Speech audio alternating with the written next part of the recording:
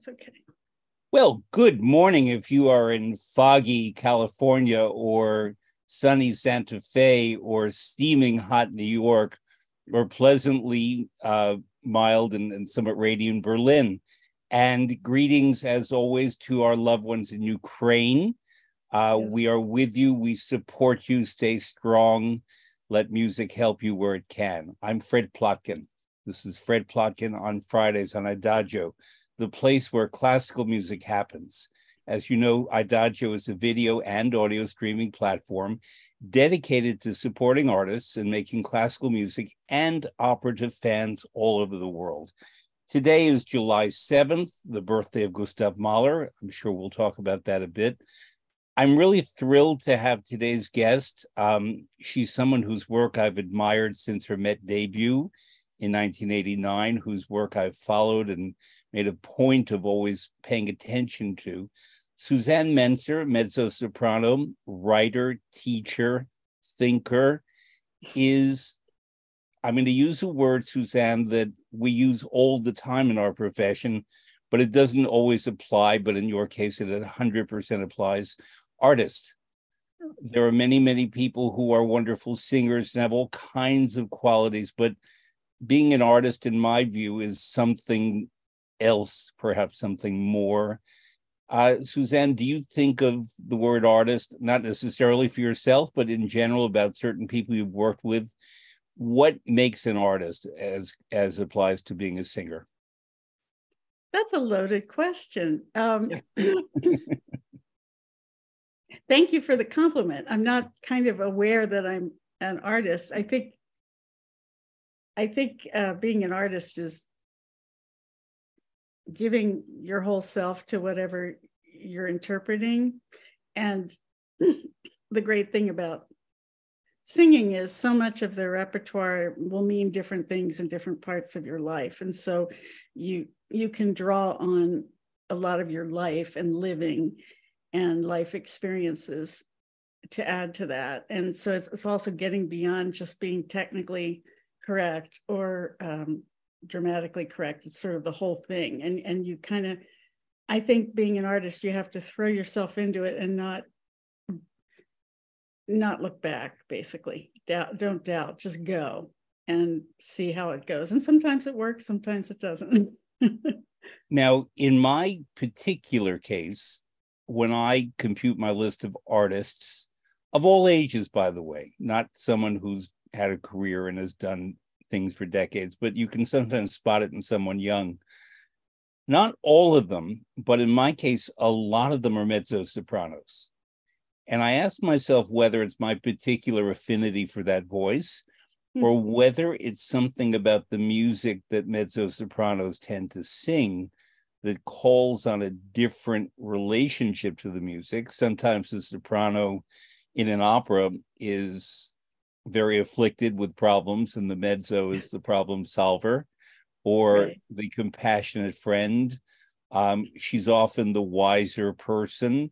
I'm thinking particularly of Le Comte d'Hoffmann that I'd like to talk to you about. But, she's Marcellina in her way, has a certain wisdom.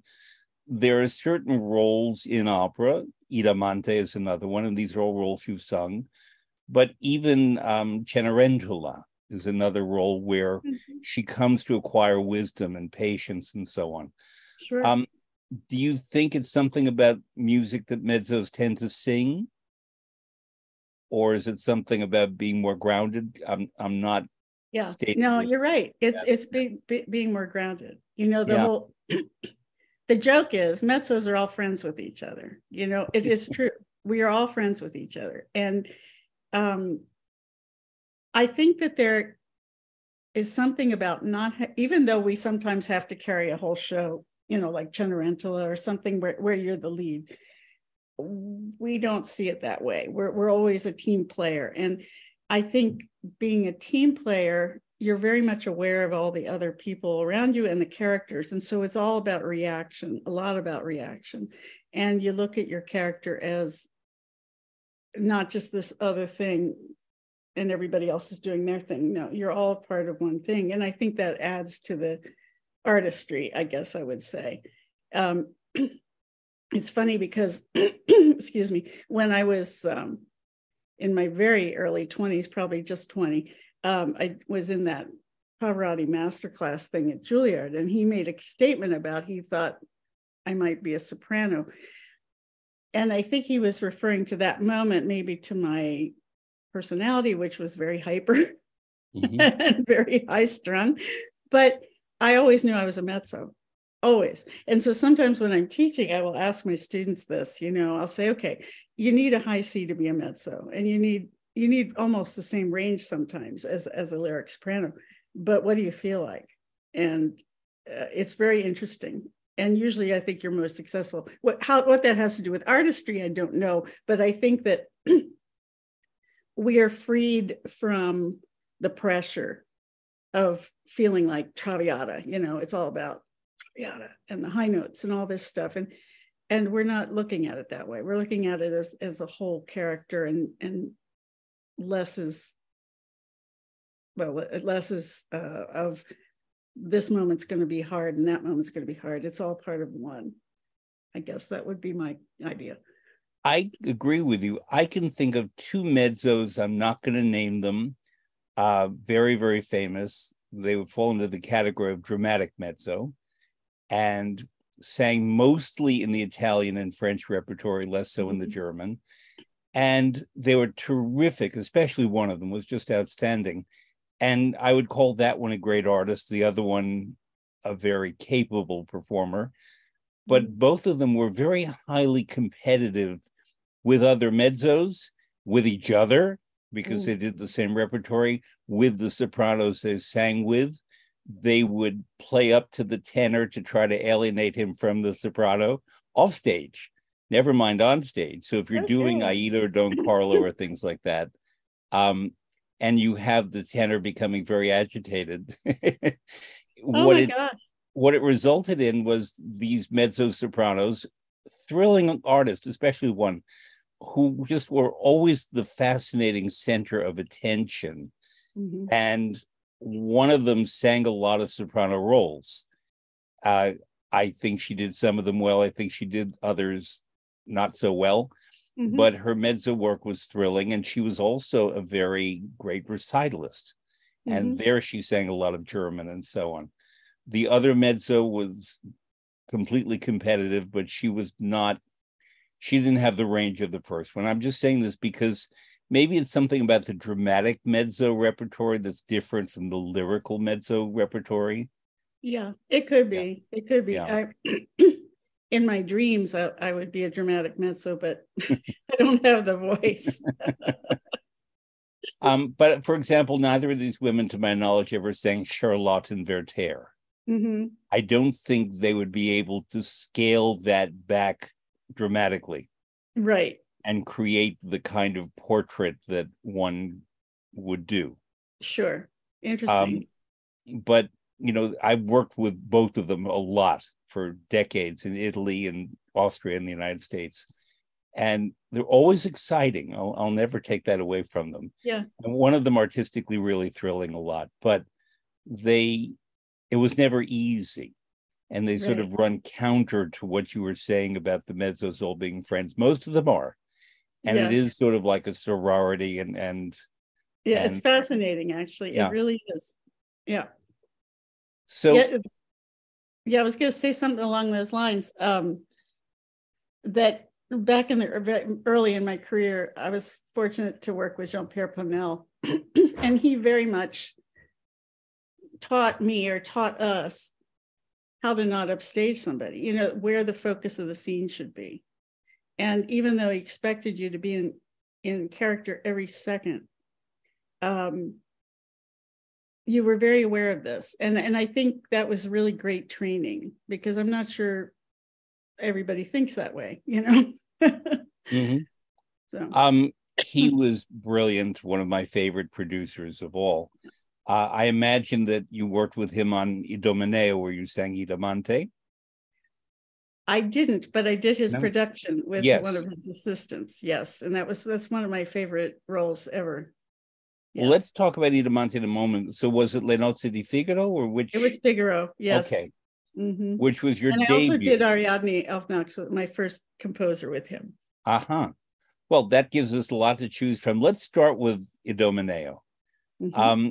The Met has, and I hope it keeps, a production, I'll call it a production and a half, Yep. because two of Mozart's three opera seria, Idomeneo and La Clemenza di Tito, kind of share a lot of the frame of scenery, and certain Yeah, details sure. are different in one or the other. But years ago, I was talking to James Levine, and I said to him, the Met has 7 Mozart operas in its repertory. If you were to add an eighth, which one would it be? And he said, he called me Freddie. Freddie, I know you know. I'm going to count to 3 and we'll say it at the same moment. And he said, 1, 2, 3, Mitridate Re di Ponto. Mm-hmm. Because that would be, he wrote that when he was 14. It was premiered in Milan in 1770. It was of the same family, let's call it, as the other 2 operas. Yeah. And they could have used the frame from the Pinel production. But Levine said that he would have to entirely teach the orchestra and the singers the style of the 14-year-old Mozart, which was very different from the 21 or the 27-year-old Mozart. Right, right. Idamante, talk about him. He's a boy, a young man. It's a wonderful role in a wonderful incredible opera. Yeah, I would say it's my favorite Mozart opera. And probably you always look at it from your own standpoint, you know. Mm-hmm. But first of all, the recitative is so convoluted, and it's really hard to get your tongue around all of it. You know, you're kind of like, what are we saying here? But so it was not a Da Ponte libretto. What can I say? But the actual story is so powerful, and well, all the characters are so interesting, I think. But as from a part of Idamante, it's so wonderfully emotional when you get to see your father and find out it's your father, and then he runs away from you, and you get this incredible recitative, which is every mezzo's dramatic dream, you know, of finally having something you can sink your teeth into and do a little bloodletting, basically, and then you go into your aria. It's so satisfying, that, and at the very end. And I know when I did it at the Met, I did it with quite a few tenors, but one of it was Domingo, and we cried every night at that final scene. And there was just something so touching and human and vulnerable about that scene, and where he's going to sacrifice himself, and his father, he gets saved by Poseidon, basically. So that's. I just want to tell the basic story for listeners that Idomeneo is the king of Crete, and he's been at sea and presumed dead, and suddenly emerges from the sea in a gush of water, and has been saved. But what the rule is that the first person, I forget whether it shakes your hand or looks at, that person the first person he sees who's got to go, has to be sacrificed. So in a way, it's a bit like Orpheus and Eurydice, except it's a father and a son rather than 2 young lovers. And it's a Greek story. And the son, Idamante, does not quite understand why his father is avoiding him so much. And there's Ilia, has a lot of great music and is a love interest. And there's Elettra, who is sort of the fiery lady of the red-wigged person in the Ponel production, who is a schemer. But Idamante has a lot of the best music. Is it the biggest role? It might be in the opera. It might be if you do it uncut, which they rarely do, but I recorded it uncut. And boy, is that a sing. Yeah. There's a lot of music. Have you ever done a production with the ballet parts in it?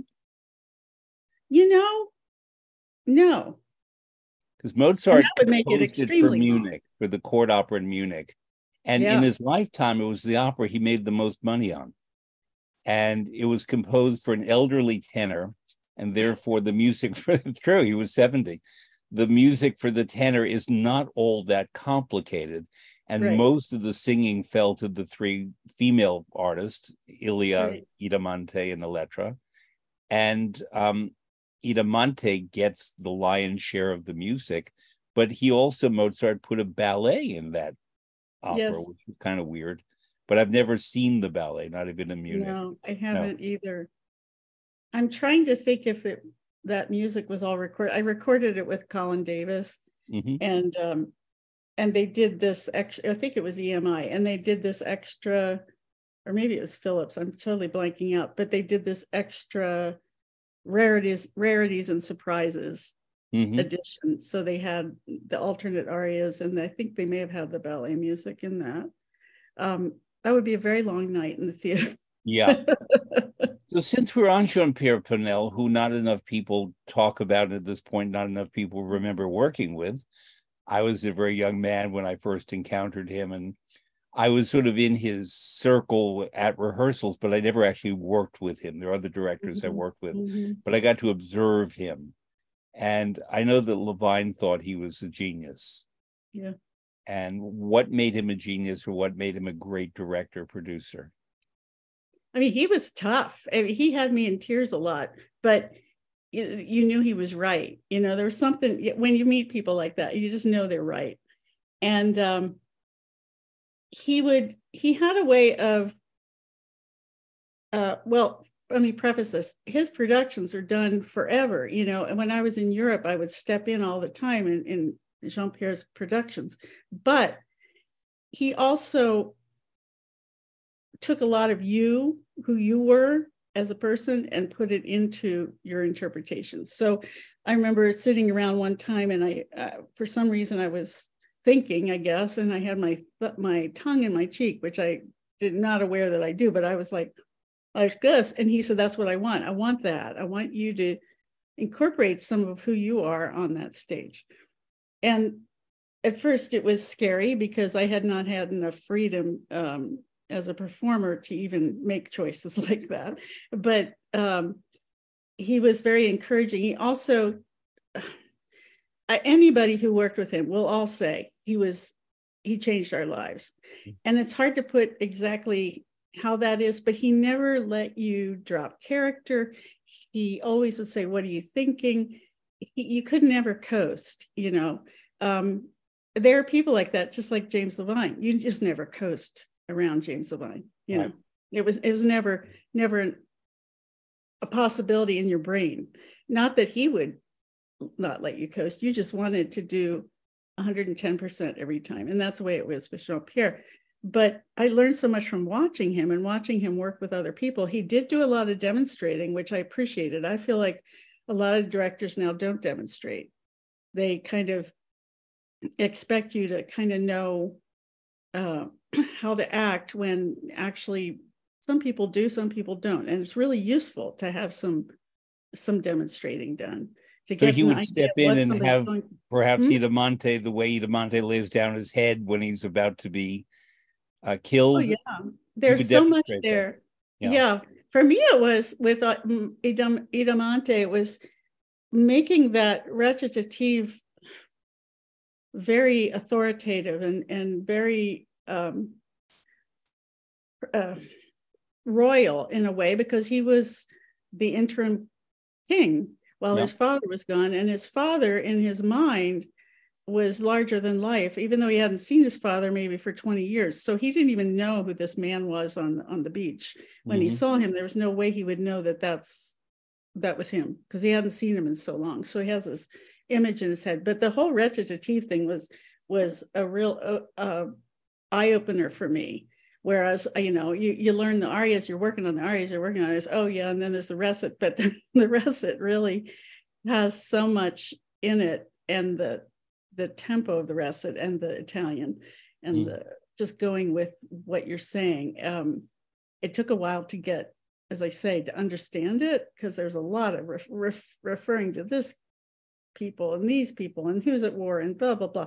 But once you got that, it really gave me a lot of the character of being a young king almost.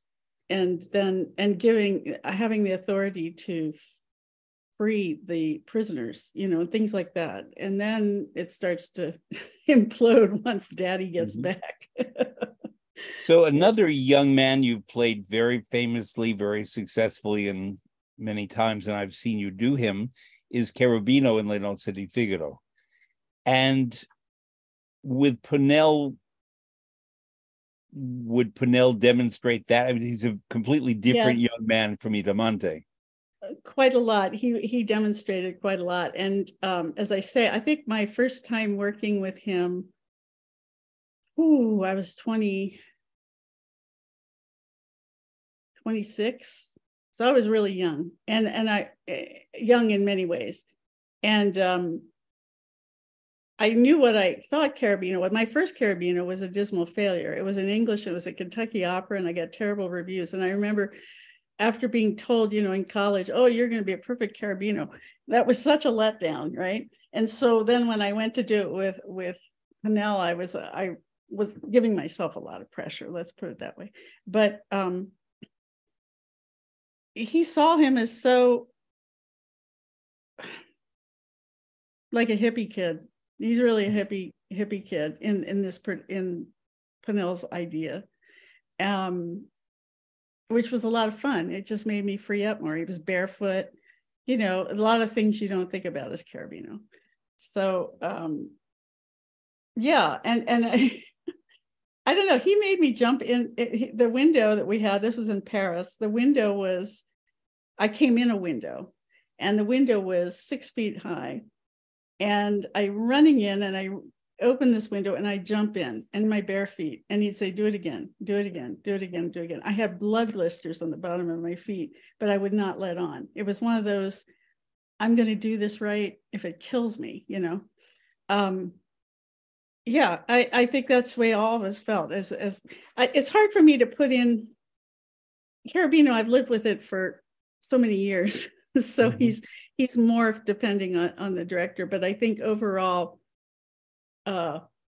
it's a kid who has no control over his limbs. Like they're all going akimbo in every direction, and it's having a son later at that age. It was hysterical because you could see him be so together, and then he'd go to laugh and he'd be and that's exactly what Cherubino is, so I think just live, I don't know, when I perform these roles, I just channel, it just comes out, and I don't really plan what I'm going to do. So it's kind of hard for me to say. It's just very much dependent on the situation and who you're performing with too.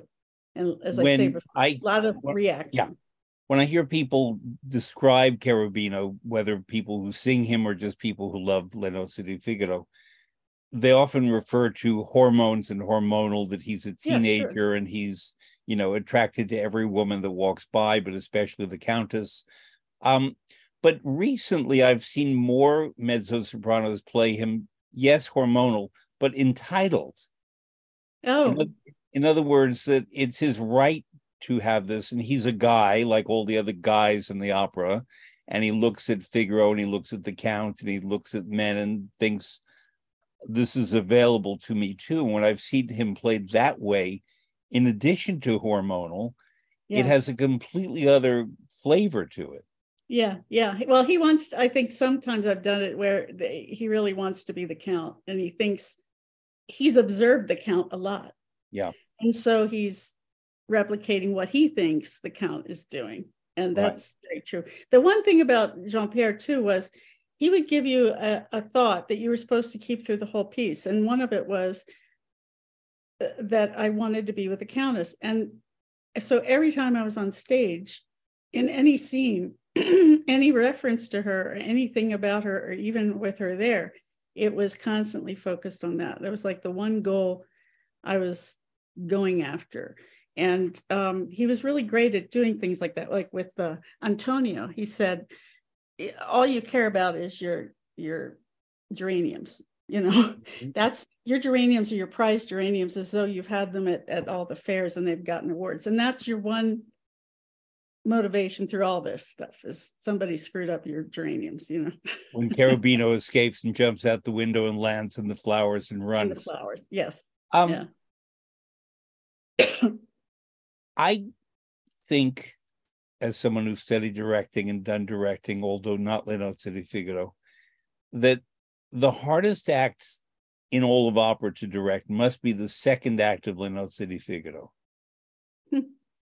There's so much stage business and with doors and traps and chairs and hiding and Cherubino coming and going, and Susanna coming and going, and the Countess hiding things, the Count showing up, and Figaro unawares showing up with a big smile on his face, and Antonio and everyone and everything.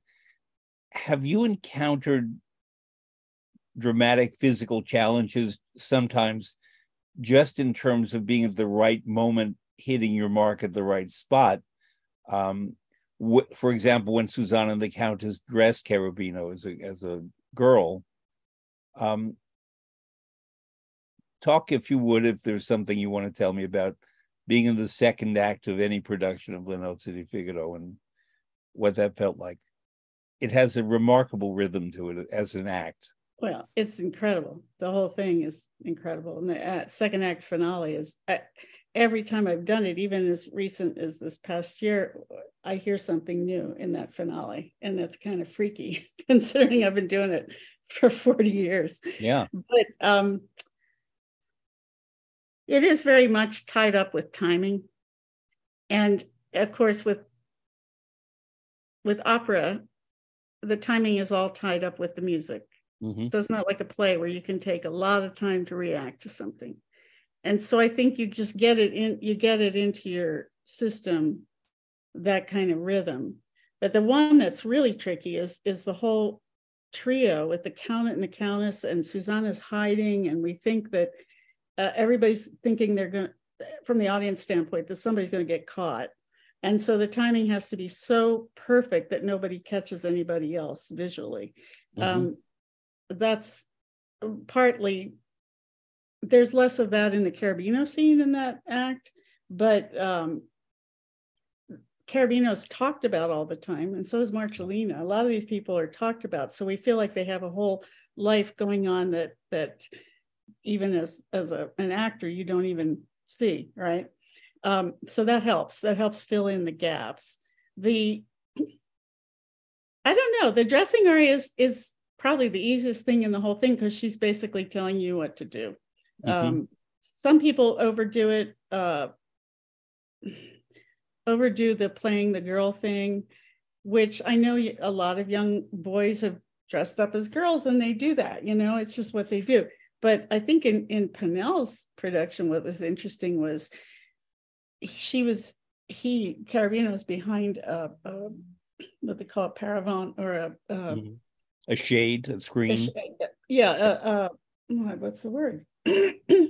Not thinking. It's a folding. It unfolds. The folding screen, thing. Yeah. And you just see.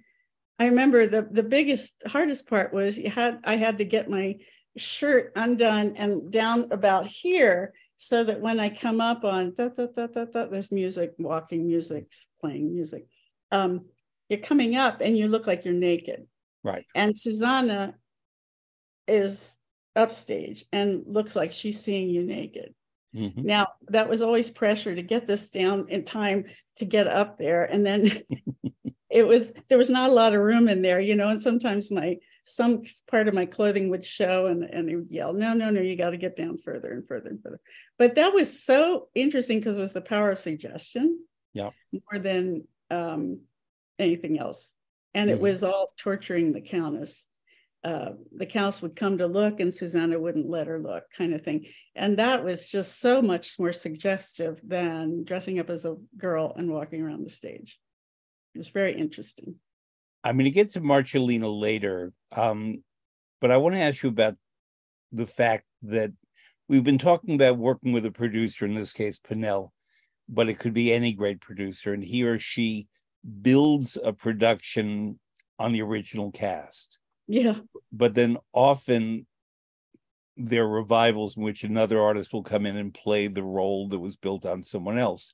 Or during the course of a run of a production, the role may have been built, let's say, on Anne-Sophie von Otter, but then Susanne Mentzer is her cover and is scheduled to go on in later performances, but comes on in the place of and Sophie von Otter. You are both, I would say, mezzo-soprano artists, but very distinct in your ways, your character, your look, your nationality. Sweden and America are very different cultures in their way. Right. And yet you're being called upon to play the same character in the same production. And if you make your Met debut replacing her, not necessarily having the time to build your Cherubino. Right. Talk about, number one, being a cover, number two, this was your Met debut, but how you, as a younger artist then and a cover, observe and learn from a production without actually doing it. Well, in that case, I was lucky because I had done Jean-Pierre's productions numerous times in Europe. So I had, and with him, so I knew what to do. It is hard. Covering is, it's your job. A lot of times the contracts back then at the Met, where you get 3 performances and you cover the rest of them or something like that. And, but I really believe in not trying to do exactly what the other person does. It's not Broadway. It's not where people expect exactly the same thing every night. We have a lot more leeway. I'm trying to think if I don't even think I tried to do anything Anne-Sophie did. She looks so different. I mean, she's totally different. She's almost 6 feet tall and just a whole different type of personality. So I think in that case, what I did was I just brought a lot with me from what I'd done in his other productions. Yes, he did not direct. He died August 11th, 1988. I just had my son, and I'll never forget it because we had talked on the phone, and he knew my husband and congratulated us, and then before we knew it, he was gone. So I think when I went to do it at the Met, it was really, from my point of view, kind of an homage to him. I wanted to do what was right from his standpoint. So that's what I was sort of channeling. It was, I don't even know how many times they had done that production at the Met up to that point. So it was an assistant putting us in. Sure. Yeah. Marcellina, later in your career, you switched genders, you switched characters, you switched your relationship to Figaro, and were a wonderful Marcellina that I saw at the Met several times. And yes, there have been other artists who have played Cherubino as a younger man and then Marcellina. Talk about this wonderful character who we learn is Figaro's mother. She's very protective of him. A lot of comedy, if it's not done too broadly, can be harvested from this discovery that they are mother and son, and therefore how the whole equation changes. Her rivalry with Susanna, when originally it's presumed that Figaro will have to marry Marcellina. You played that role with great relish, but no ham, which I greatly appreciated, because I've seen that role be very hammy and overacted, but you played every moment as written. Yes. And it made a very distinct Marcellina for me. Talk about how you developed your Marcellina. Well, that was partly Richard Eyre, his production too. He really wanted to look at it from the play's standpoint. What the one thing was, she has to be attractive because, well, she can't be that old because she had Figaro as a young, probably a teenager even, but there has to be some reason for Susanna to feel threatened more than just money. And so there's a little bit of that. She thinks she's pretty hot. I don't know if she's really very hot, but she thinks she is. But I put off doing Marcellina for many years, and I used to get offers when I was about 50, and I said, wait, I'm just doing pants rolls right now. How can I be Marcellina? You go from being a young singer to an old singer like that, right? So that I was having a hard time getting my head around that. But once I committed to Marcellina, I loved it. And I didn't expect to love it. As a matter of fact, I had so many wonderful memories of Figaro as Cherubino. I was worried about tainting those memories, I guess. Mm-hmm. And instead, it just enhanced the whole thing. But truly, if you play it as written, it works. As you say, you don't need to ham it up. You don't need to make it any bigger. It's actually very touching and very honest. The comments when in the whole revelation scene where it's revealed that she's Figaro's mother and that Bartolo is the father, it's just very sweet. It's very honest. And suddenly she becomes a mom. and it's really adorable because she goes from thinking she's going to marry him to suddenly he's my little boy, and it's just the sweetest thing in the world. So the more honest that's played, I think the better. And yeah, the whole way it's written, and you could play it so many ways. I mean, I've played it where because some people, for the audience, Figaro has a birthmark. And he refers to this birthmark, which is the giveaway to Marcellina and Bartolo that, oh my God, our kid had this birthmark. But I'd like to play it as she's just like, oh yeah, everybody has a birthmark, blah, blah, blah, blah, blah, and then finds out it really is. Whereas some people do a birthmark on your arm, but that's not the way it is. She's just babbling off with everybody, ha, ha, ha, ha, ha. And then suddenly it hits, right? Mm-hmm. And I think that's a lot more effective, but it was hard to get out of the cliches. Yeah. Some people expected, I even had assistants come up and say, well, shouldn't you be more over the top there? I said, no. You just play it, right? Yeah. That is why so much I enjoyed it. Now, you've done many wonderful roles.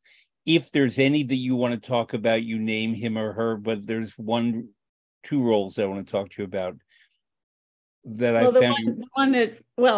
Yeah. I love the Strauss roles. And for me, Octavian, love that role inside and out. I wouldn't want to do it all nonstop just because it's exhausting. And then the composer is the other gift of my life that I got to sing that one. And that was the first thing I ever did with Levine was Maria Ewing canceled Ravinia. And it was Levine knew about me for some reason, and they called me in and asked me to do it. And that was, I had done it in English. And that was it. I did it in German with him and Kathy Battle and Margaret Price. Wow. And Hermann Pry. I mean, it was just like this. And but we clicked. And that was long before before I worked at the Met. I mean, that was, I think, kind of sealed the deal. But having done it with Jean-Pierre originally, once again, you own the character, you live the character is the only way I know how to put it. And so I he's a really funny, lots of anecdotes, but my very first one was with Julius Rudel conducting.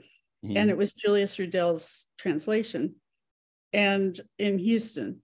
And I remember asking for a little more time for one phrase because I needed a little more time. I was young. And Julius got really upset.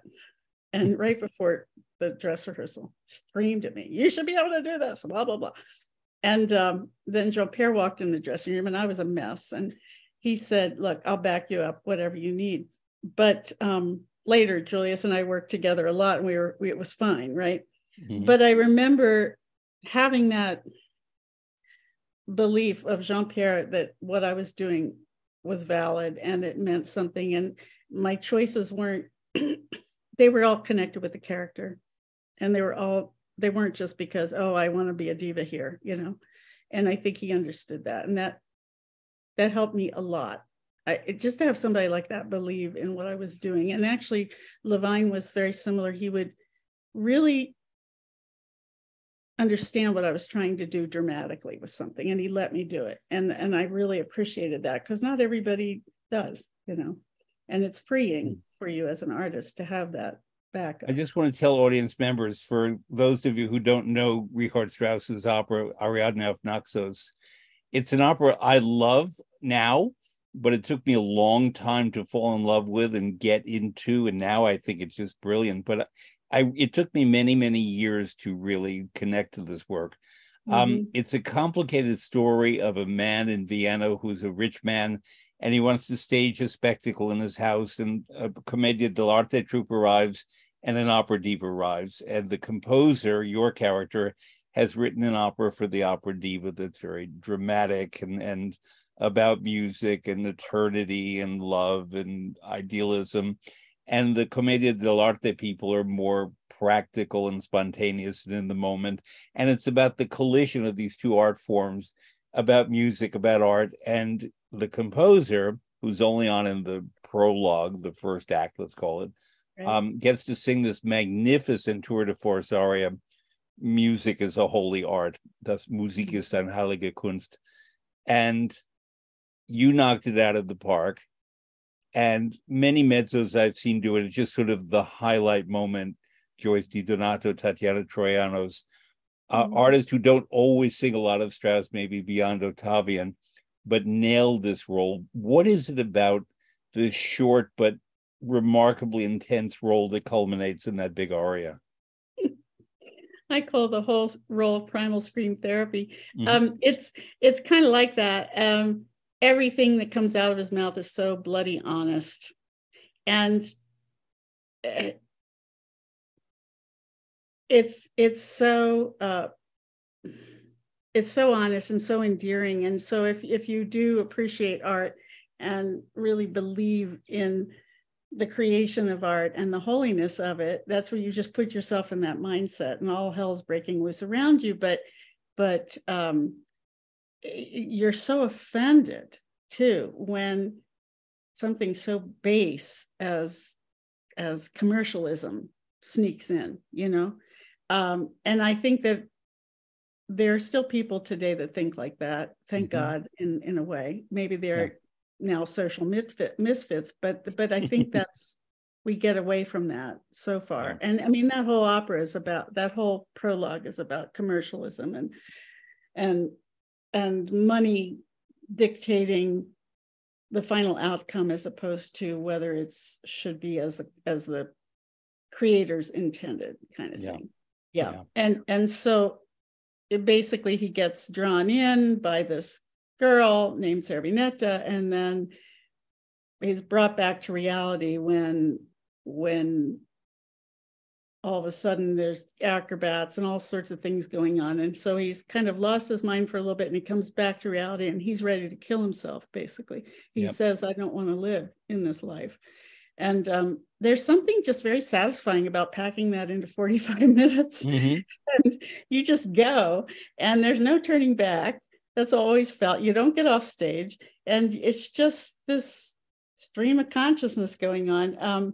It's hard to sing. It is very hard to sing, because it has these ultra pianissimo moments in the beginning, and then you have to be out of your mind, hysterical and loud. It's kind of Octavian wrapped into 45 minutes. Let's put it that way. The role or roles that I wanted to ask you about in Offenbach's opera Les Contes d'Hoffmann, The Tales of Hoffmann, the Met for many, many years had a very, very famous production by Otto Schenk and Günter Schneider-Simson that was kind of wonderful. It was one of the first shows I worked on there. And it was an amazing production as a production. And it made everything as clear as conceivably possible in this very unclear opera. And it's unclear because Offenbach died before it was completed. And there are scholars who devote their whole lifetimes, Michael Kay is one of them, to studying this particular opera. And what were the intentions, and what were the relationships of the three women to Hoffman? Are they three women? Are they one woman? Who are the devils? Is it all in Hoffman's mind? There's no definitive way. And the only production I've ever seen that really kind of worked was this one, that Schenk and Schneider-Simpson did. Ultimately, physically, the production fell apart. Otherwise, I would wish the Met would keep it, but it was just disintegrating. Yeah. Within that production, and because of all the scholarship that came forth about what scenes Hoffman has first, it's first we know he sees Olympia the doll, but then is it Giulietta, the Venetian courtesan, or is it Antonia, the Munich-based singer? I think Munich, right. Yeah. And then ultimately Stella in his drunken revelry, and Stella may be one of these other women. But in the middle of all this, his faithful companion, who sometimes is a real person, and I think sometimes is an imaginary person in the head of Hoffman, depending how it's done, is Niklaus, who is also called the Muse. And in some productions, Niklaus is a trouser role. Then he converts to a she, and it becomes the ideal woman or the guiding person. I'm asking all of this because it's a wonderful opera with fantastic music and no definitive version. And I've never discussed Niklaus with any artist yet, and I've been saving her for you. Oh, that's so sweet. Because you did it incredibly well. And I've seen others I've really liked, but your interpretation is what my concept of the role is built on. Thank you. Yeah. Well, I think a lot of that also is, not to simplify it, but what is my goal? What was my character's goal? Whether I'm a muse or Niklaus is sort of the human version of the muse. The muse appears, we see the muse in the first and last scenes, but I think the goal was to not lose Hoffman to anybody else, that it's all about the art. And you can fall in love with a lot of people, but you got to come back to the art. You got to come back to your writing. And so my job basically was to keep him on track. And there is a little jealousy that goes on, a frustration. But I think that thread, when you start with that thread and keep it throughout the whole thing, then you have a reason to be on stage. In some scenes, you're barely there, right? But you have to commit to that whole idea. And in the incredible, is it a septet or sextet? I can't remember. In the Venice scene, everybody's kind of having their own soliloquy. And for me, I remember that just being off in my own train of thought of worrying about Hoffman. So my job was just like to worry about Hoffman and watch him. And again, it was because of the Heilige Musik, or the Heilige poetry, right? So that's the way I looked at it. I just went from the start with that. It's funny because we went through a lot of phases there of what the costume should be for the muse. And at the end, it's sort of like a Grecian costume, and you're holding Hoffman. It's a beautiful moment. But originally they had a sort of a 18th century dress, and they changed it to this more, I don't know, Grecian kind of look, classical look, which I think worked, because we're talking about, poetry and the arts in that way, and less 18th century. I don't know. My job was just, that's what I looked at the character. That was my job as a character. And so everything was affected by that. And I loved Hoffman. Like, I believed in Hoffman. And it made me very sad as a character to see him drink or go after these women. Although I knew that love was a big part of what led to writing and making these incredible works of literature. It's E.T.A. Hoffman kind of based. So I think that was always the dilemma, you know, how far do you let Hoffman go off the deep end before you rescue him? But the muse, Niklaus, was always there for him. And that's really kind of special, I think, as a character. You see now why I went from the composer to the muse? Yes. That was the direction. Very much related. Because I found in your performances of those roles that there was a very strong link. Mm-hmm. And although they're very different operas and different styles, and, you know, although they are comedic and dramatic and fantastical in their different ways, and maybe one more about money, the other more about the creative urge, although they both are, they have that in common. Yeah. Yeah. And, you know, you die for your art. The art wins above life. Yeah. No compromises. Yeah. My first Niklaus was an Aspen Music Festival when I was 19, and it was the version with just the little doll art, no muse. And to me, it was like stupidest role. I didn't understand why it was there, you know. And so then when I did it at the Met, it was like a big revelation. Of course, you're right. They pieced together so many different scores to try to figure out what would work. And I think that was the right way to go about it, actually, as opposed to trying to be too scholarly. What will make the piece work is what that was about. And the recording that I tend to teach this opera on is the Richard Bonning Joan Sutherland version, the Domingo. But that's no longer the version that's played in theaters. Yeah. And I always have to give a disclaimer that I'm teaching this because I like the musical performances, but dramatically it does not equip itself anymore with what we see now on the stage. Right. This leads me to something else. We get back to the word artist that I began with and meant in all sincerity. You're also a really wonderful recitalist and presenter of song. And you and I have a friend in common who is going to be on this program pretty soon, Craig Rutenberg. Oh. And so given that he'll be on in a few weeks, let's talk about Craig Rutenberg now so I can play this for him as an artist, as a person. Yeah, I've known Craig since 1981. And we immediately hit it off.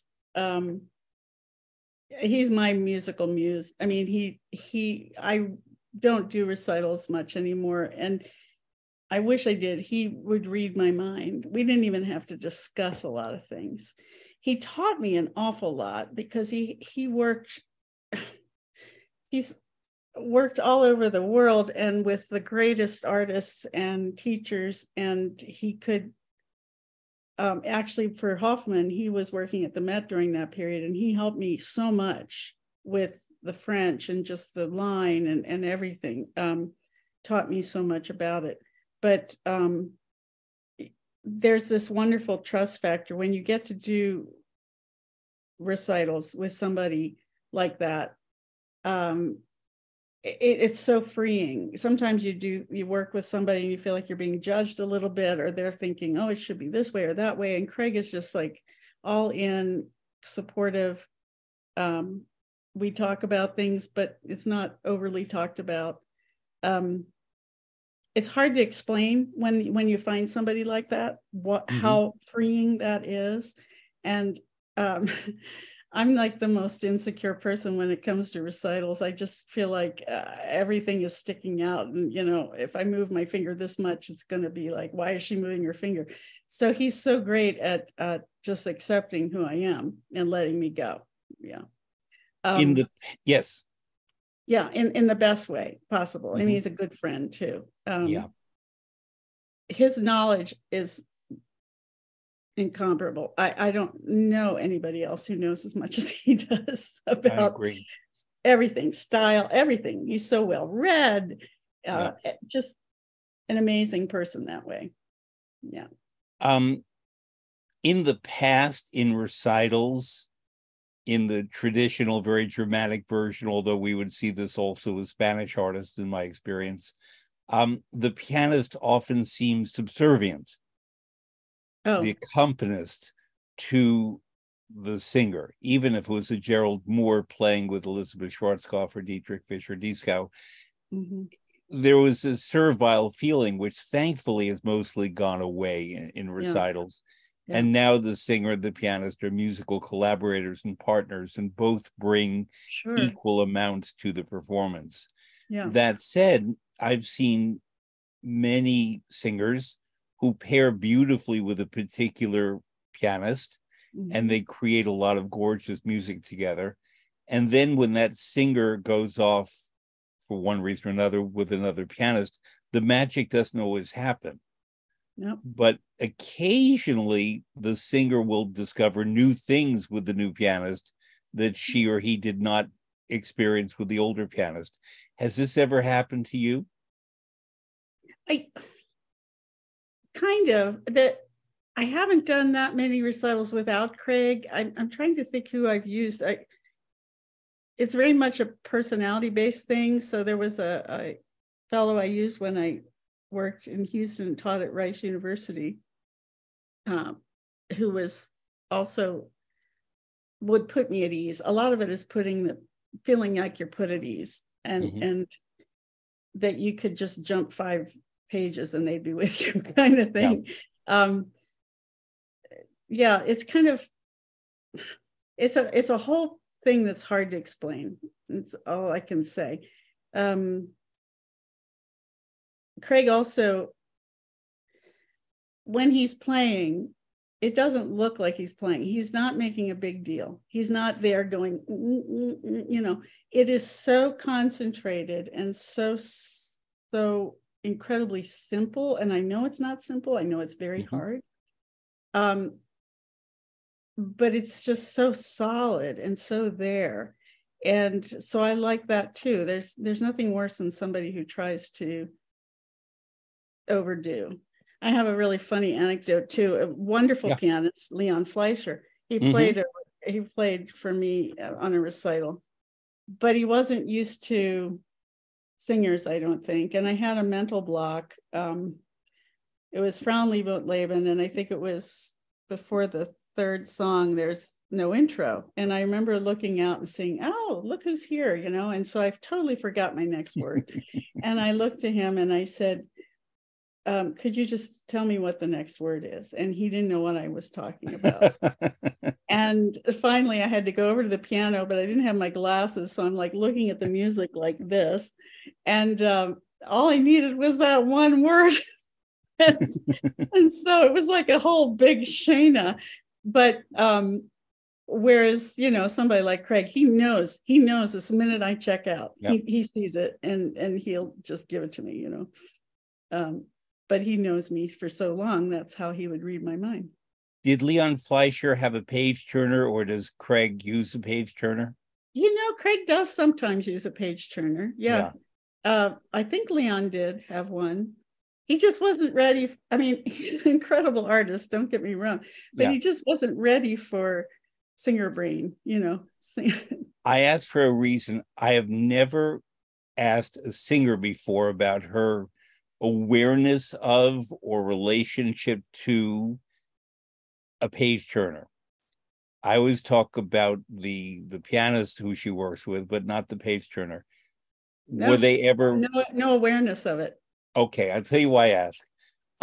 I had the great honor of working a fair amount with and studying with and accompanying as a artist teacher, not as a pianist, Christa Ludwig.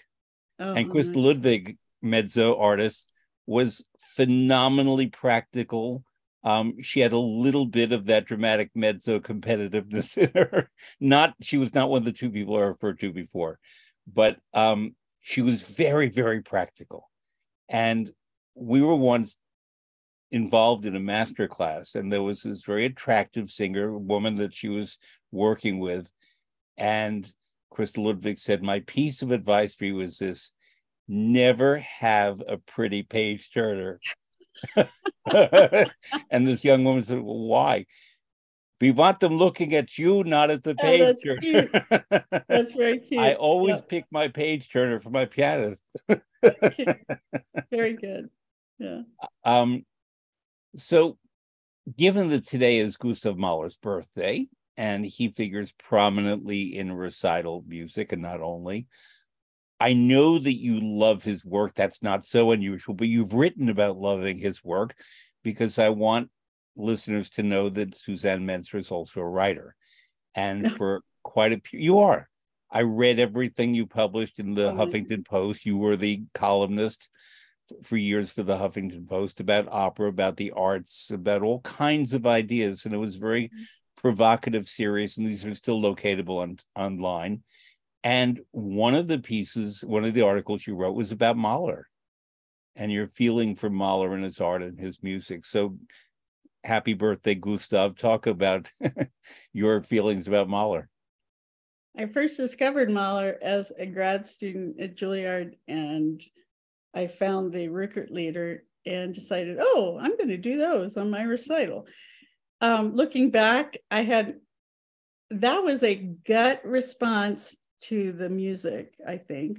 And it just spoke to me. You know, you don't know why some things appeal to you. I didn't know anything about Mahler.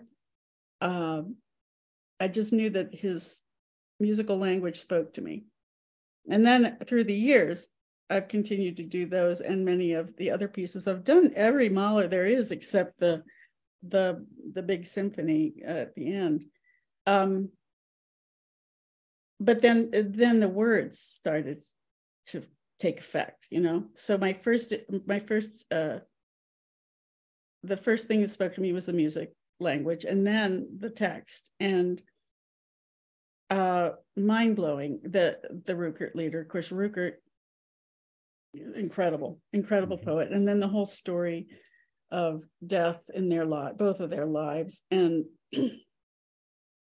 death of children, and it's just profound, hard to explain. And also with Mahler later on, I found the connection to folk tunes and how he would spin those out. But then you'd come up with this other sublime stuff, like in the Second Symphony, such incredible folk music, and then the Orlicht, you know, out of nowhere. And well, just the whole idea that there's the only other symphonies I knew that had voice in them was Beethoven Ninth, right? Yeah. And then suddenly Mahler, oh, there are more symphonies with solos, you know. It's a hard thing for me to explain, and I think, as I say, it's so much of it is the musical language. And I wish I could be more specific. I'm so unspecific when it comes to interpretation and things, because it sort of like washes over me, and I feel like I'm channeling or something. And that's what Mahler does for me. It's otherworldly and incredibly otherworldly. It's so spiritual. Can't get over how spiritual it is. Everything that he does. There are things I worry about regarding the world's approach to Mahler and a few other composers and painters and actors and a few certain people who are creative artists, where we so completely absorb and claim we understand their biographies that we filter our contact with their artistic output through their biographies. Right. And I try really not to do that with Mahler. I mean, I've been in the New York Philharmonic archives, and I've lectured endlessly about Mahler and studied him a lot, and knew Leonard Bernstein and learned Mahler from Leonard Bernstein. And so it's been part of my life from the beginning. But I always find that I have to separate myself from the story. And, you know, when I went to Vienna, and he's not buried in the composer's cemetery, he's buried in the 20th district, but not near his wife. And we could make all kinds of interpretations about all of that, but I try to push it away. Yeah. And, you know, the story of his meeting Dr. Freud and all of those stories, are Yeah. very juicy, but ultimately I want to just go to the music and the words. And I agree with you that in Mahler, his understanding of what makes poetry so compelling and human, but then his ability to put music on those words, not Yeah. as an accompaniment, but to express the sound of the words, but also the ideas and the emotions in the words. And if I'm talking opera, you might have ideas and emotions. With Mahler in his music and his song repertory, and in the music and the symphonies, the sung music, the emotions are completely linked into me Yeah. with the text, but I try to always make sure I'm not looking for Mahler's emotions. I'm looking for the poet's emotions. Right. And when I do Exactly. that and I teach that, people suddenly connect them in a different way. Yeah, I agree. I agree. And I think Mahler has a hard to explain thing about time. And there's so much more time in a phrase than it looks like on the page. And there's this sort of rubato, but it's not rubato. I mean, there's this like this stretch with the voice that you can get, and different colors. You can go from sort of a straight tone to giving it a lot more full bloom. It's like sculpting, I guess, would be. And there's this how he can notate that, but then you get it off the page, and there's just all this room in the phrase, and it's the best way I know how to describe it. um Nothing is ever like this. Yeah. And again, it's a hard thing to explain technically, because I think you either get it or you don't, frankly.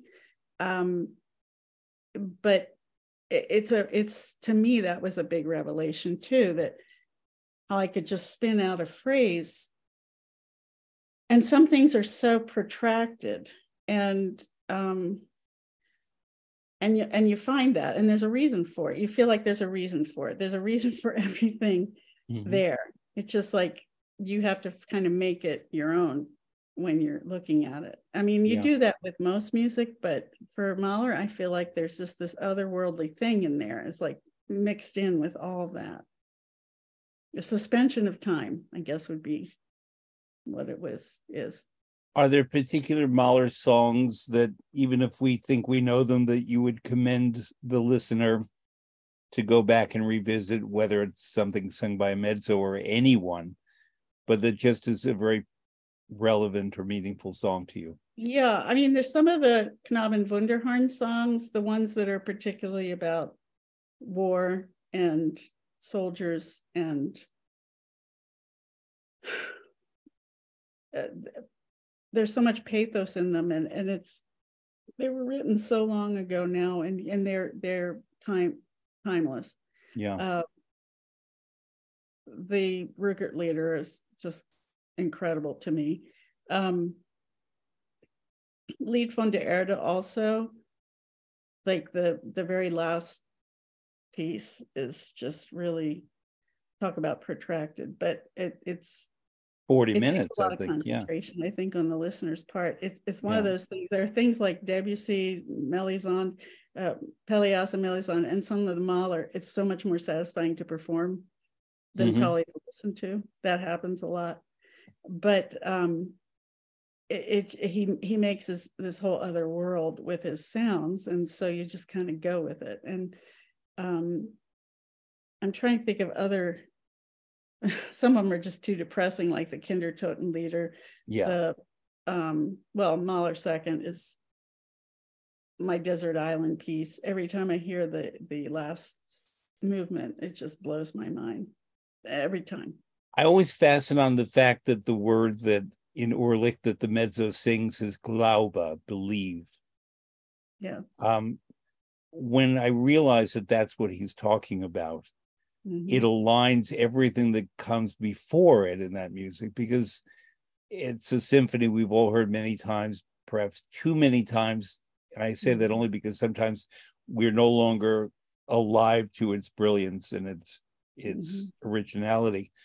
But there are a few pieces of music that I can think of that create more imagery in my head while I'm listening than that symphony.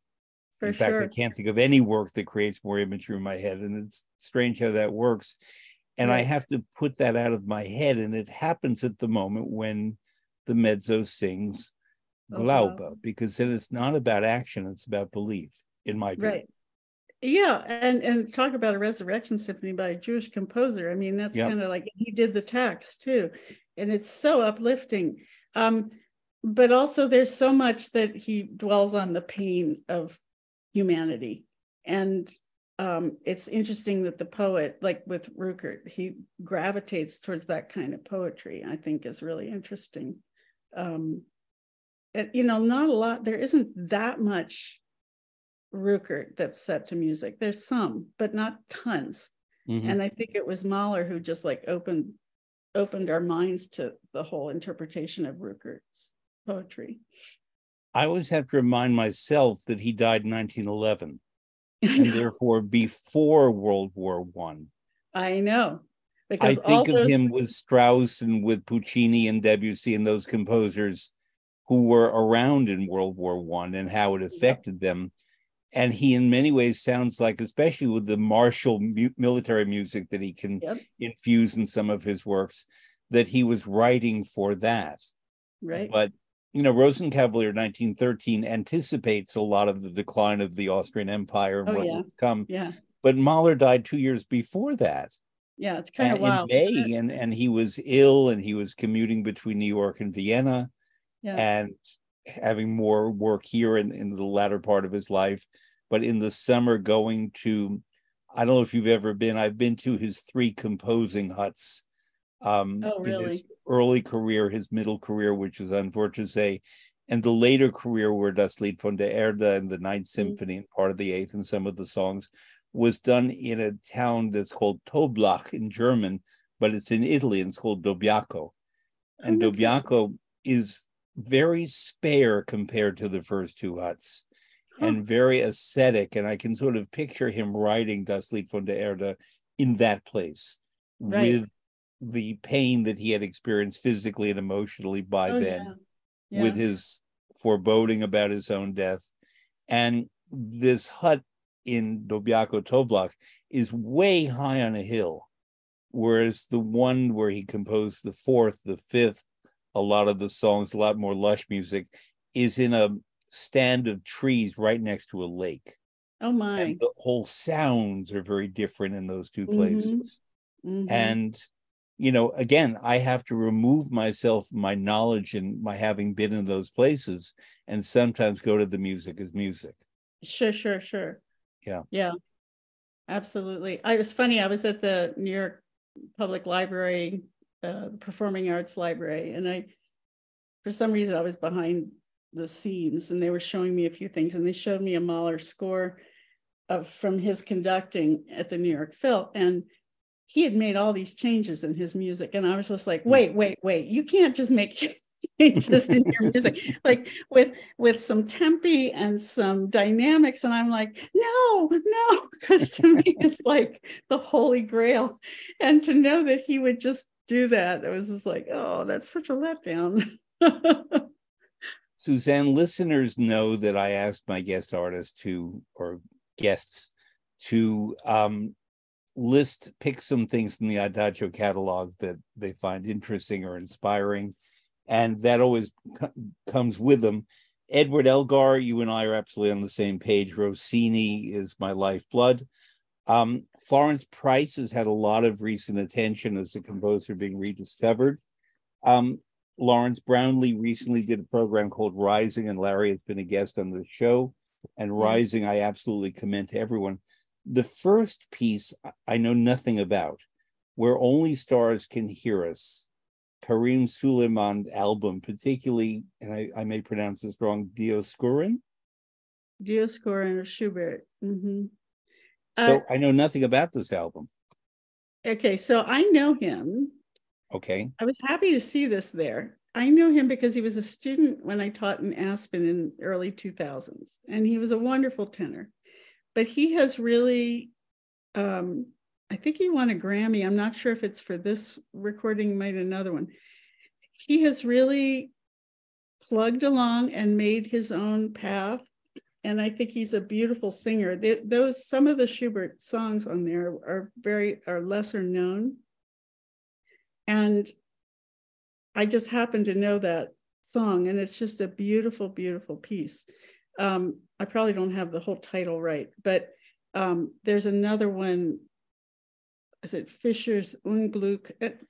Anyway, they're songs that aren't like on the top hits of Schubert, and they are stunning. And I love how he commits himself to it. It's a whole different kind of sound. It's not Larry Brownlee's kind of purity of sound. It's just his use of the words is just beautiful. And his pianist is on a pianoforte, and which really is a cool sound to hear with the voice.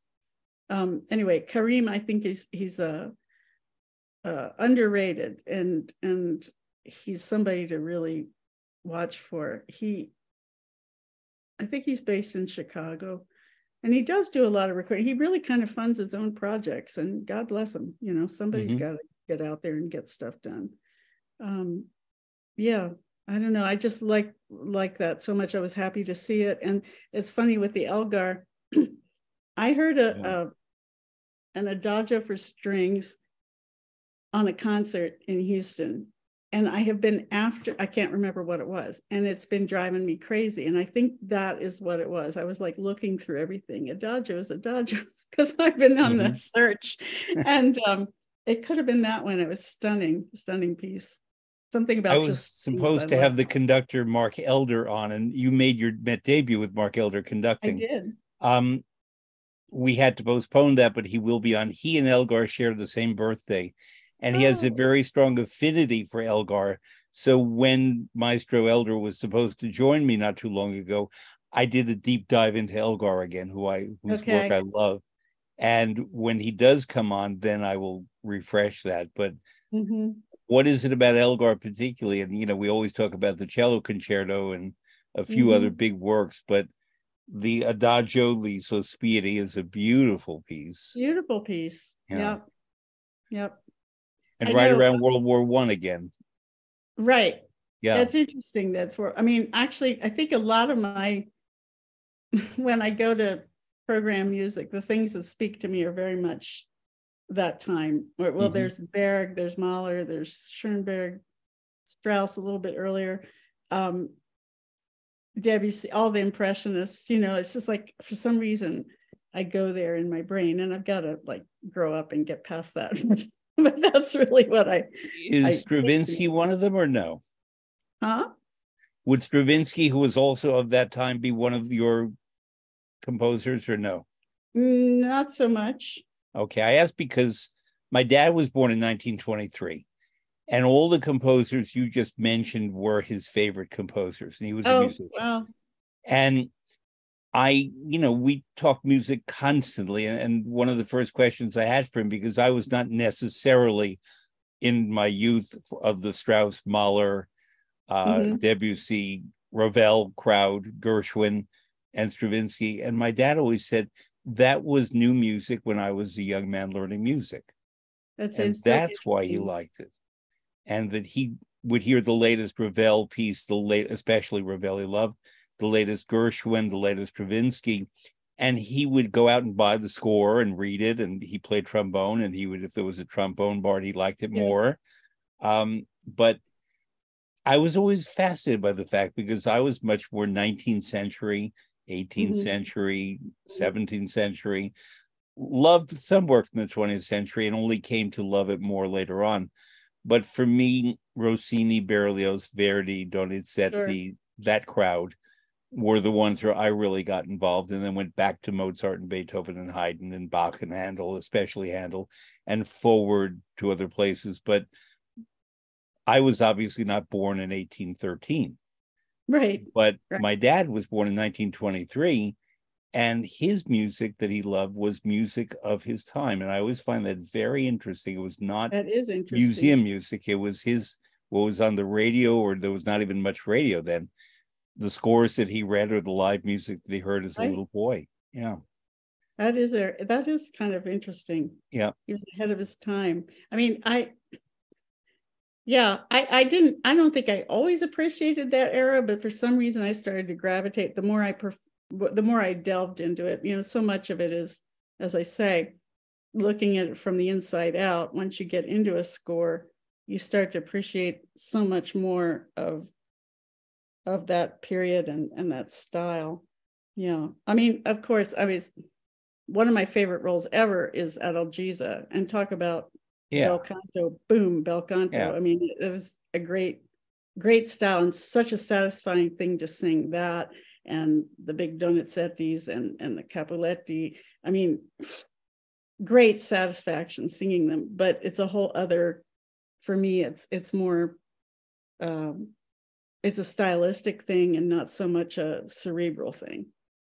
And I'm going to say this in the most general way. When you sing that music, you get different conductors than when you're singing the Strauss, and which is unfortunate. There are many great conductors who could conduct all of that. Right. But I know that many conductors who I've worked with, especially with Rossini, say, no, it's not fulfilling for me as a conductor. And I always want to say, then you're not a good conductor. Right, but, right. But they want to choose something big on Mahler and Bruckner and right. all the later stuff. I think that when you have a great conductor conducting, when James Levine did Italiano and Algeri with Marilyn Horne, that was fabulous conducting. Sure. And he gave a lot more to it. Your mezzo that you selected for your Rossini piece, Cenerentola, is Teresa Berganza. You could have picked any mezzo. And the conductor, by the way, was Claudio Botto, no slouch. No slouch. Why this particular performance of Non più mesta? Oh, it's impeccable. What can I say? I always was a fan of hers, and Trianis, but Trianis wasn't recorded so much. Yeah. I don't know. I mean, she just nails it. What can I say? She does.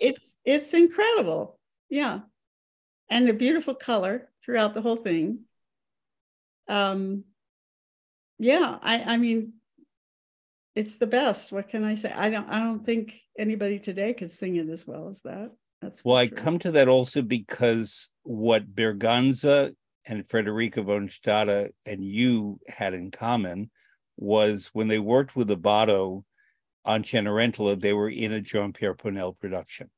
Oh, interesting. And when I've spoken to von Stade, I never really had much of a chance to speak to Berganza, but von Stade credits Ponel for the creation of her character of Angelina in that production. And both she and Berganza appeared in Milan, conducted by Abbado in that Ponel production, which to me is the perfect opera production as Ponel's Cenerentola in Milan. Did you ever see it? I've done it. I did it in Dallas. I did it in Dallas. Yeah, it's fantastic. Mm-hmm. Yeah. Is that in any way on video? Mine? No. Yeah. Okay, then I'm going to have to send our listeners to the other artists who are wonderful to see this production. It's a remarkable production. It's remarkable. Yes, it is. And I'm very glad today, Susanne, that we got to cover certain people, especially Levine, especially Craig Rutenberg, and most especially Jean-Pierre Ponel. I've not had the occasion to speak about him in a way that's been recorded with someone who really had the experience of his genius. So I want to ask you, yes. I was just going to say, it is kind of wild, the group of singers who are still alive, who worked with him. We all have the same feeling. We feel so privileged, and again, you can't put your finger on exactly why. Yeah. But it affected all of us. And I think you can see it in all of our performers. Anybody who worked with him, it's very obvious that he affected us. Yeah. Talk about being a teacher. I think a lot of it also has to do with he read music. He could conduct if he wanted to. He designed it. He produced it. He directed it. He knew every aspect of it. And so you did too, in a way, and you never settled for less of anything of yourself. You always kept thriving and striving to get better and better. and as an ensemble, better and better. Yeah. So my listeners and I have today experienced you in a lot of your artistry that I referred to at the beginning. You are also a teacher and a much sought after teacher, and you've taught for quite a while. Talk about taking what you have learned and what you know. You're not Brunhilde in the Ring where she knows everything. She learns and then she knows everything, but then she has to, in effect, act on it or pass it on. But I'm always fascinated by the fact that I've known many artists and singers who become either excellent teachers or lousy teachers. Mm. You are known as an excellent teacher. I've spoken to enough people who have worked with you. What is it? How do you teach what you've learned when it comes to opera and song? That's a tough one because I really am more of a technically focused teacher. And part of that was because I didn't get with my teacher until I was about 25. And it was because I knew I wasn't getting auditions and I was vocally fatigued. And so she basically rebuilt me. I had to start from scratch at 25. And so I had to go really fast and learn a lot because I had contracts coming up soon after that, but they didn't come up until I did an actual audition. But so I'm like a stickler for vocal health, I guess would be the thing. And again, for my students not accepting less of themselves and keep striving to get even better at what they're doing. And so a lot of it is, a lot of my teaching has to do with how people are thinking. You know, it's what's the word? I'm just having a total blank here. But there it is. It's fascinating how our brains can undermine so much, you know. And there's so much about singing that's counterintuitive. You have to rely on this brain telling this thing what to do and get out of your own way. And it's very not like most people would think. It would be very physically, tight. No. It's about letting go. And of course, that's a metaphor for a lot of things. And so just the visual of what vocal music looks like, it looks like this, like any music, makes you sing crazy, you know? And so you have to like get that out of your brain and trust that your brain has the power, once you know the music, to let your vocal cords do what they're supposed to do. And you just get all the other things going, get your physical lineup and your support, and get that going first before you can even start to add interpretation and phrasing and dynamics, because otherwise you're going to try too hard and it'll almost hurt yourself, you know. So there are some great books like The Inner Game of Tennis, The Inner Game of Music, that are great for this, because there's so many signals in your brain that you get. And I'm going off on a tangent, but it's amazing how real good singing makes zero sense in your brain, because you think you're out of air. You're not out of air, you know. You want to protect your body, you're protecting your organs, some of it's primal, blah, blah, blah, blah, blah. So a lot of my teaching has to do with that, trying to figure out, how is this person thinking? How are they seeing this particular idea of singing, and trying to reboot that in a different direction. But then I can add in interpretation and style. And I think I didn't know I knew anything. I started teaching 22 years ago because my son was in junior high and I wanted to be home more.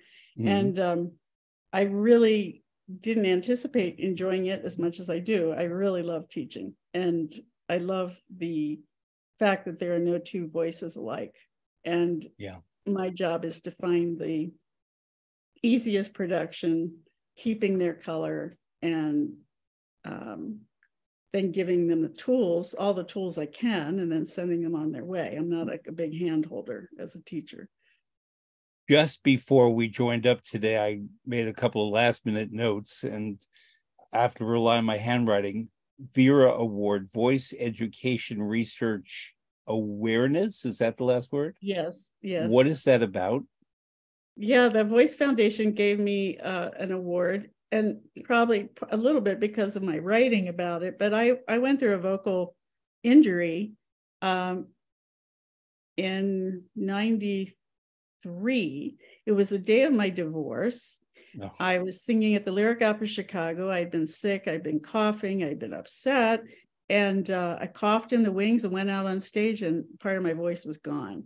And I remember I was out there with Sam Raimi, and we were doing Don Quixote, and I said, Sam, I something's really wrong. And I said, just keep going. And we got to intermission, and I knew something was terribly wrong. I was missing like 4 pitches in my voice. I couldn't phonate them. And sure enough, I had bruised a vocal cord. And I remembered years before, I had yelled at my husband about something. And I remember the same thing happening. And this doctor said, you know, you have this blood vessel too close to the edge of your cords at the right where they meet. And that might cause you some trouble someday. And then I just forgot it. I mean, we're talking, it was like 10 years before. And so, it came back that day. And I remember I went through 6 weeks of total silence. I went back and sang. I sang Adalgisa. Everything was great until the last performance. And I just sang a high note without preparing it. And boom, happened again. And the third time it happened was on stage at the Met. And it was the same thing. I was obviously going back too soon, but I kind of limped through Carabino. That was fine. It wasn't too hard. And then we were doing Barbara Seville. And I remember it was on a certain pitch where I just didn't prepare. I didn't support. I didn't think. And it went. And I remember, of course, you don't say, oh, I just bruised a vocal cord when you're at the Met. You know, I said I had hormonal problems or something. And so anyway, I wrote about that because it was the big, it was always suspected you had bad technique, but it wasn't my technique, it was my physiology. And so finally they just took a laser and cauterized the blood vessel. That's all they had to do. And I was fine ever since, never had another problem. But there was such a stigma to that. Yeah. Very strange. And I'm sure if I had been honest at the time, I probably would have never had a career anymore. But I wasn't, thank God, in a way, I wasn't honest, and later I was. And so because I wrote about this, the Voice Foundation in Philadelphia recognized me for vocal awareness, I guess. But I'm really a stickler for vocal health. I really, it's so easy to damage those 2 little cords in there. And what was really fascinating is when I had the procedure done, they looked on the underside of my cords, which you could never do on a daily when you're in there for an appointment. And they saw more blood vessels just too close to the edge, which they would have never seen. So, I mean, the whole thing took like 40 minutes, zap, zap, zap, gone, you know. I knew well enough not to keep singing on that injury, because then I would have had nodes, and that would have been really the end. But I'm really lucky. I had a great doctor, and I survived. Just as to anticipate something I have coming up, let's see, in 3 weeks on July 28th, I'm going to have a doctor from Johns Hopkins and a music professor from the Peabody Institute in Baltimore. And we're going to have a discussion about vocal health and technique and performing arts and health and so on for the artist, but also for the audience member for whom art can provide health-giving properties. Oh, yeah. I can attest to that. And, but Susanne, you know, we stayed longer than anticipated, and I'm very grateful to you because you are, I think you've learned this now, one of the people I most have wanted to speak to and really record something of value and meaning. And I am very appreciative of your generosity today, because we did stay longer, and to my wonderful engineer, Johan, but there was so much you said that had meat on it, no fat, no gristle, that I, as a food writer, I did not want, you know, there was nothing extraneous. It was all essential. And I'm really very grateful is all I can say, but also for your wonderful artistry for decades that I've been privileged to experience, but grateful today for everything that you gave me and us today.